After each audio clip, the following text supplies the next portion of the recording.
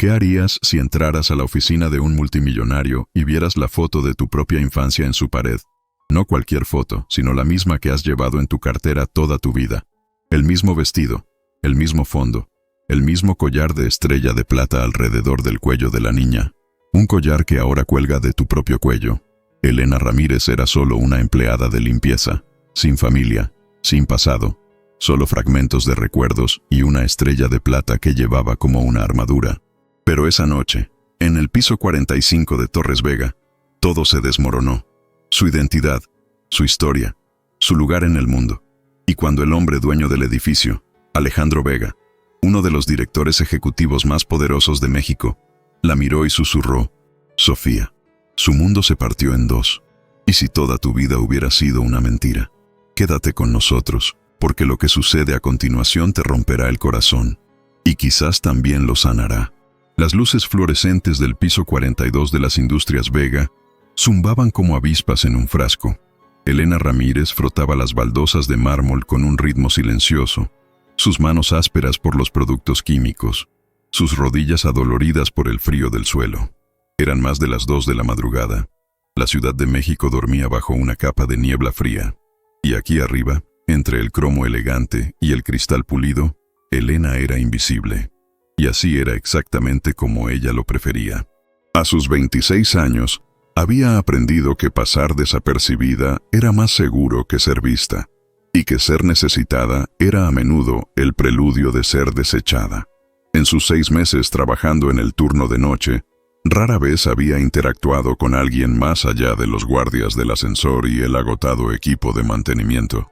Pero esa noche se sentía diferente. Una tormenta de invierno había provocado un apagón en varios de los pisos superiores, y las restricciones habituales de las tarjetas de acceso se habían levantado temporalmente. Cuando su supervisor le entregó una tarjeta de acceso de respaldo y murmuró: «Problema eléctrico en el 45, oficina del director, solo limpia y no toques nada». Elena no lo pensó 2 veces, hasta que pisó el piso 45. Estaba inquietantemente silencioso. La iluminación de emergencia bañaba todo en un inquietante tono rojo, dándole al pasillo el aspecto de un sueño o de la escena de un crimen. Elena empujó su carrito de limpieza hacia adelante, las ruedas chirriando en señal de protesta. Nunca antes había puesto un pie en ese piso. Era territorio prohibido, donde el magnate tecnológico más poderoso de la ciudad, Alejandro Vega, trabajaba a puerta cerrada. No esperaba que él estuviera allí. Los rumores decían que vivía en penthouse de lujo, viajaba en jets privados y que no había hablado con un empleado de limpieza en su vida. Pero la puerta de su oficina estaba ligeramente entreabierta. Dudó, sus dedos curvados alrededor del borde del marco de la puerta. La habitación en el interior parpadeaba con un tenue resplandor rojo de emergencia. Una lámpara en la pared lejana proyectaba sombras contra los ventanales que se extendían del suelo al techo, revelando el esqueleto del horizonte de la Ciudad de México. El viento frío silbaba a través de una rejilla de ventilación. Y entonces lo vio. Una fotografía, montada en un caro marco negro, centrada en una alta pared de premios y certificados. A Elena se le cortó la respiración. Era una niña pequeña, de 5 años, tal vez. Ojos verdes, un flequillo desordenado, un diente faltante en su sonrisa, y un collar de estrella de plata colgando de su cuello. Su collar. Elena tropezó hacia adelante, derribando su cubeta con un fuerte estruendo. Pero ni siquiera miró hacia atrás. Con manos temblorosas, se metió la mano bajo el uniforme y sacó su propia estrella de plata. Lo único que había conservado a través de años en orfanatos y casas de acogida. La sostuvo en alto. La misma cadena, la misma pequeña mella en una de las puntas de la estrella. No, no era similar. Era idéntica. Parpadeó con fuerza, la incredulidad arañando su pecho. Lentamente, sacó su cartera del bolsillo trasero, sus dedos temblorosos, recuperando una fotografía arrugada y descolorida. Su fotografía, la misma niña, el mismo fondo, la misma pose. Sus ojos ardían. «¿Cómo es posible?», susurró. «Esa soy yo». Detrás de ella, una voz cortó el silencio como un cuchillo. «¿Quién es usted?». En realidad, Elena se giró de golpe. Su corazón golpeó tan fuerte contra sus costillas que pensó que podría romperse. De pie en la puerta estaba Alejandro Vega, más alto de lo que imaginaba. su rostro a medio iluminar por las sombras rojas. Su expresión era indescifrable. Conmoción, sospecha, confusión. Lo siento, tartamudeó. Se fue la luz. Me dijeron que limpiara. No sabía que había alguien aquí. Alejandro dio un paso adelante lentamente, su mirada nunca apartándose de la de ella. Luego miró más allá de ella, hacia la fotografía en la pared. Sus facciones cambiaron. Pasó un segundo, luego otro. «Tienes sus ojos», murmuró. «Los ojos de Laura». «¿Laura?», preguntó Elena confundida. «Mi esposa», dijo él en voz baja. «Murió en el incendio hace 21 años, con nuestra hija». Las piernas de Elena flaquearon. Yo crecí en un orfanato», dijo. «Dijeron que me encontraron después de un accidente, sin registros, sin familia, solo esta foto y el collar». La expresión de Alejandro se torció. Se dirigió a su escritorio. Abrió un cajón y sacó una gruesa carpeta de manila. La abrió. Unas fotografías se derramaron. Una mujer de cabello oscuro y suave, con ojos verdes, sosteniendo a una niña sonriente. «Esa es Laura», dijo, su voz quebrándose. «Y esa es Sofía, nuestra hija». Elena miró las fotos. Sus rodillas cedieron y se desplomó en la silla de cuero más cercana. «No recuerdo esto», susurró. «Tenía 5 años cuando pasó. El incendio se lo llevó todo. Dijeron que tu cuerpo fue encontrado, que el collar estaba junto a tu cama». Elena se tocó el pecho. El collar nunca la había abandonado.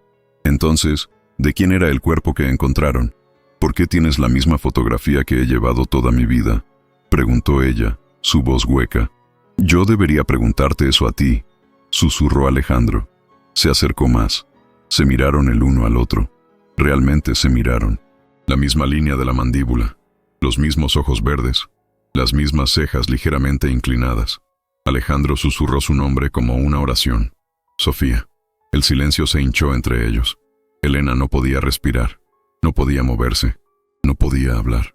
Todo lo que creía sobre sí misma, su identidad, su pasado, sus raíces, se estaba desmoronando a la velocidad de la luz.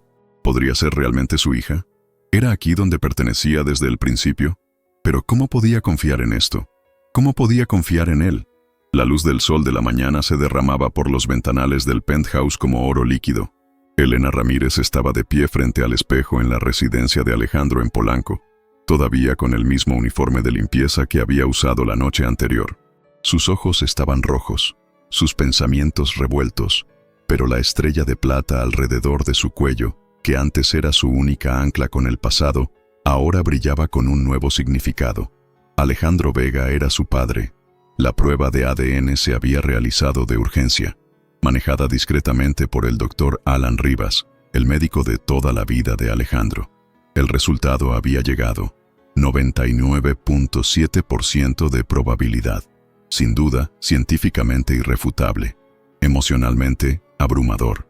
El hombre que había pasado 2 décadas llorando a una hija muerta la había encontrado de nuevo. «Nunca dejé de pensar en ti», le dijo Alejandro esa mañana mientras tomaban café. «Pensé que me estaba volviendo loco cuando te vi, pero luego te miré a los ojos y fue como si el pasado me golpeara en el pecho». Elena no sabía qué decir. Había pasado toda su vida tratando de no ser notada, y ahora alguien lo veía todo. Durante las siguientes 2 semanas, todo se movió a una velocidad vertiginosa. Alejandro despejó su agenda, canceló reuniones de la junta directiva y la llevó a ver la casa familiar restaurada en Coyoacán, la que había mantenido todos estos años, cerrada y silenciosa como un mausoleo. Le mostró zapatitos de bebé descoloridos, una estantería llena de libros de cuentos de hadas con su nombre, Sofía, garabateado en crayón. Él lloró cuando ella tocó la barandilla del porche y dijo: «No lo recuerdo, pero huele a algo familiar». Alejandro la llevó de compras. Ropa, cuadernos, muebles. No le preguntaba si quería esas cosas. Él anticipaba, recordaba, ofrecía. Se estaba convirtiendo en más que solo un hombre con su ADN. Se estaba convirtiendo en un papá. Ella no estaba lista para llamarlo así. Todavía no. Pero no le impidió a él tener la esperanza. Sin embargo, no todos estaban listos para darle la bienvenida. Especialmente Mónica Soto. Mónica había sido la asistente de Alejandro durante años. Siempre a su lado. Siempre eficiente. Siempre un paso por delante. Era hermosa, calculadora, elegante de una manera que hacía que los jeans gastados y los zapatos de trabajo de Elena se sintieran vergonzosos. Cuando se conocieron, Mónica había sonreído de manera demasiado perfecta. «Es un placer conocerte por fin, Elena», dijo. «Ciertamente has causado una gran impresión». Elena sonrió cortésmente, pero su instinto le susurró lo contrario. Los susurros se convirtieron en campanas de alarma en el momento en que Mónica apartó a Alejandro, su voz baja, pero no lo suficientemente baja. «¿Estás seguro de esto, Alejandro?», preguntó Mónica. Aparece una chica de la nada con una foto vieja y un collar, y de repente, ¿estamos reescribiendo la historia? «Es mi hija, Mónica», respondió Alejandro con firmeza. «Estás vulnerable, Alejandro. Estás de luto. Quieres que sea verdad. Es verdad». Elena escuchó el intercambio desde detrás de la puerta del pasillo y sintió que se le retorcía el estómago. Pensó en confrontar a Mónica, pero algo le dijo que no importaría. Mónica no era alguien con quien se peleaba abiertamente. Ella trabajaba en las sombras, y ya estaba trabajando. En cuestión de días, un discreto investigador privado seguía a Elena, tomando fotos de ella caminando cerca de la biblioteca Vasconcelos, imprimiendo documentos en una tienda de copias, parada frente a un edificio que resultó ser la redacción de un periódico importante. Todas actividades inofensivas, hasta que se retorcían. Elena no sabía nada al respecto, pero Mónica sí. Le entregó las fotos a Alejandro una mañana, su voz suave, sus ojos rebosantes de preocupación. «No quería alarmarte», dijo, colocando el archivo en su escritorio. «Pero deberías ver esto». Alejandro miró las fotografías. «¿Qué estoy viendo?» «Estaba investigándote. El día después de que se publicara el artículo del aniversario sobre tu familia. Solicitó el puesto de limpieza al día siguiente». La expresión de Alejandro cambió, apenas perceptiblemente. Pero Mónica lo vio. «¿Y el collar?», preguntó él, casi en un susurro. «Las estrellas de plata no son exactamente raras, Alejandro», dijo Mónica suavemente. «Y tú mismo dijiste que el que se encontró en el incendio era el de repuesto». Aún así, Alejandro no dijo nada definitivo. Así que Mónica hizo su jugada final. Alteró los resultados del ADN. Con la ayuda del investigador y un técnico de laboratorio comprometido, creó un documento falsificado que mostraba una relación familiar nula, además de una nota que sugería que había ocurrido una contaminación de la muestra en la primera prueba. Se lo entregó a Alejandro ella misma. Él no dijo una palabra durante mucho tiempo después de leerlo. La noche siguiente, Elena regresó al penthouse y encontró a Alejandro paseando por la cocina, con la carpeta de Manila en la mano como un arma. «Tenemos que hablar», dijo, su voz hueca. La conversación que siguió desmoronó todo lo que habían construido en 2 semanas. Elena se quedó atónita mientras Alejandro la acusaba de falsificar la prueba, de manipularlo, de aprovecharse de su dolor. «Pero ni siquiera sabía quién eras cuando empecé a trabajar en tu edificio», protestó ella. «¿Cómo pude haber planeado esto?» Alejandro extendió las fotos, el informe de ADN falso. «Lo cronometraste todo», dijo con frialdad. «Me tomaste como objetivo».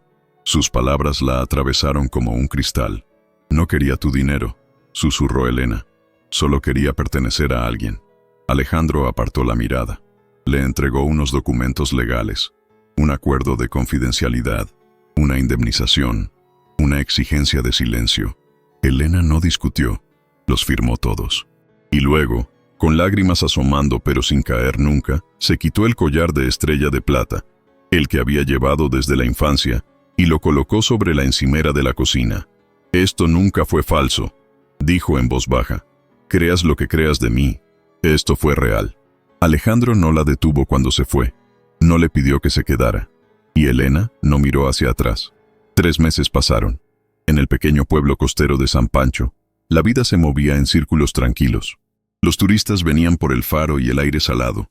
Los locales se reunían en el café de Lili, y nadie hacía demasiadas preguntas. Por eso Elena Ramírez lo había elegido. Servía café a los clientes habituales, limpiaba mostradores y se mantenía reservada. Su apartamento era una caja de zapatos encima de la ferretería, pero era suyo, sin un pasado al que responder, sin promesas rotas flotando en el aire. Pero a veces, cuando se tocaba la clavícula desnuda, todavía buscaba la estrella de plata que ya no estaba allí. Algunas noches soñaba con Alejandro Vega, no como el poderoso director ejecutivo, sino como el hombre que sostenía su fotografía como si fuera algo sagrado. Y en el sueño, él siempre decía las mismas palabras antes de desvanecerse de nuevo. Lo siento, creí en el mundo equivocado. De vuelta en la Ciudad de México, el penthouse de Alejandro se había vuelto frío. No en temperatura, sino en espíritu. Se había enterrado en el trabajo, reuniones de la junta, adquisiciones, acuerdos de expansión. Pero nada de eso sabía a éxito ya. Algo lo carcomía, una grieta en su certeza. Comenzó con el doctor Alan Rivas. Alejandro, dijo el doctor una tarde llamando de la nada. Nunca realizamos una segunda prueba de ADN. No había muestras de respaldo. Acabo de revisar nuestra cadena de custodia después de un problema no relacionado. Algo no cuadra. El corazón de Alejandro dio un vuelco. Revisó sus archivos y allí estaba. El sobre original del ADN, todavía sellado. Nunca lo había abierto. Mónica le había traído la versión falsificada. Con manos temblorosas, lo rasgó. 99.7% de probabilidad de paternidad. Elena era su hija. Se dejó caer en su silla, el papel arrugándose en su puño, el recuerdo de la voz de ella resonando. Esto nunca fue falso. Todo encajó de repente. Las fotos, las acusaciones, el veneno que se había deslizado en su mente, no provenía de ella. Había venido de Mónica. La confrontó en la oficina. Al principio, ella lo negó, pero bajo presión, su máscara se resquebrajó. Iba a quitármelo todo, espetó Mónica. A ti, a la empresa, la vida que construimos. No había un nosotros, Mónica, dijo Alejandro con frialdad. No perdiste un ascenso. Destruiste el reencuentro de una familia. Fue despedida de inmediato, pero el daño ya estaba hecho. Elena se había ido, y no tenía ninguna razón para creer que él merecía otra oportunidad. Alejandro contrató investigadores, los mejores que el dinero podía comprar. Persiguieron pistas falsas hasta que un hilo, un café en San Pancho, los llevó a una foto familiar. Ella, sirviendo café, sonriendo débilmente. Viva. Alejandro no esperó. Condujo las 5 horas seguidas, con los nudillos blancos en el volante, el corazón latiendo con temor y anhelo. Llegó a San Pancho al mediodía de un viernes. Los turistas se tomaban selfies en el muelle. Los niños lamían conos de helado. Y dentro del café de Lili, Elena limpiaba mesas, su cola de caballo balanceándose mientras se movía de un puesto a otro. Él no la vio al principio, pero ella sí lo vio a él. Y por un momento, el dolor en su pecho se abrió de par en par. Su hija, todavía de pie, todavía entera, entró. Elena se giró, se quedó helada. La bandeja que llevaba en la mano casi se le resbala. No había escuchado su voz en 90 días, no se había permitido pensar en ella. Pero ahora, aquí estaba él, más alto de lo que recordaba, más delgado también. El dolor lo había envejecido. Elena, dijo en voz baja. Ella no se movió. ¿Podemos hablar? El café estaba tranquilo. El turno estaba a punto de terminar. Marlene, la mesera mayor de turno, le dio un pequeño asentimiento de comprensión. Afuera, detrás del café, había un banco con vistas al mar. Elena se sentó sin decir una palabra. Alejandro tomó el otro lado, dejando un espacio entre ellos. Me equivoqué, dijo primero. Tan profundamente equivocado. Ella no lo interrumpió. Él metió la mano en su abrigo y sacó el informe de ADN real. Se lo entregó con los dedos temblorosos. Sus ojos lo recorrieron. Silencio. ¿Le creíste a ella?, dijo Elena finalmente. Me miraste a los ojos y pensaste que estaba mintiendo. Lo sé, dijo él, y eso me atormentará por el resto de mi vida. Elena miró el océano gris. El viento tiraba de sus mangas. Te perdoné el día que me echaste, susurró. Pero eso no significa que pueda volver a confiar en ti. No espero confianza, dijo Alejandro. Solo espero tiempo. Tomaré cualquier pedazo de ti que estés dispuesta a darme.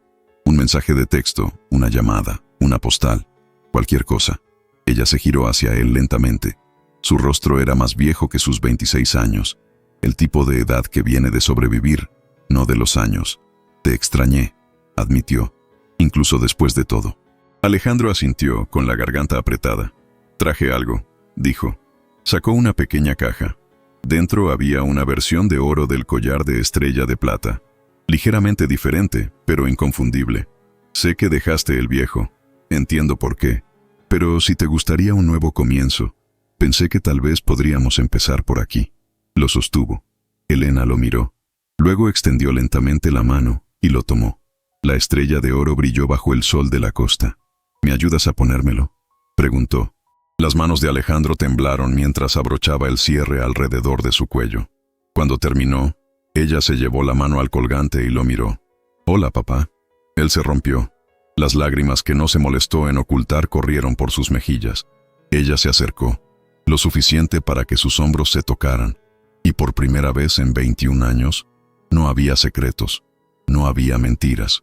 Solo dos personas que se habían perdido y habían encontrado el coraje para volver a intentarlo. Si alguien te rompiera la confianza pero regresara con la verdad, ¿lo perdonarías?